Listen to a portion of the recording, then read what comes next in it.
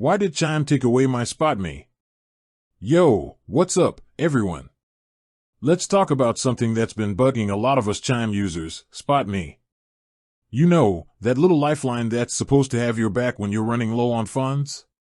Well, what happens when it suddenly disappears?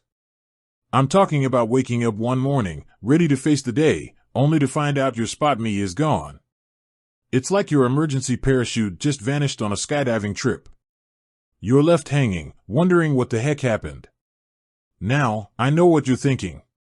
It's probably because I didn't meet the direct deposit requirement. And yeah, that's a big one. But is it the only reason? Let's dive deep. First off, let's break down what SpotMe actually is. It's basically Chime's fancy way of saying we'll cover your overdraft, but don't get used to it. It's a service that's designed to help you out in a pinch, but it's not a guaranteed safety net. So, why would Chime take away your SpotMe? Let's explore some potential culprits. The direct deposit dilemma. We've already touched on this, but it bears repeating. Chime typically requires a direct deposit of at least $200 per month to qualify for SpotMe. If you're not meeting that threshold, bye-bye SpotMe. It's like a VIP club with strict entry requirements. But what if your direct deposit is on point? What else could be causing the SpotMe shutdown? Account activity shenanigans. Chime is all about building trust with its users. If they start seeing some red flags in your account activity, like a bunch of declined transactions or suspicious charges, they might start to question your financial responsibility. And that could lead to a SpotMe reduction or even complete removal. It's like if you're constantly borrowing money from friends and not paying them back, they're going to be less inclined to lend to you in the future. Same goes for Chime. SpotMe limits and boosts. Did you know that your SpotMe limit isn't fixed? It can fluctuate based on your account history and spending patterns. You might get a boost if you're a good customer, but you could also see a decrease if things aren't looking so hot.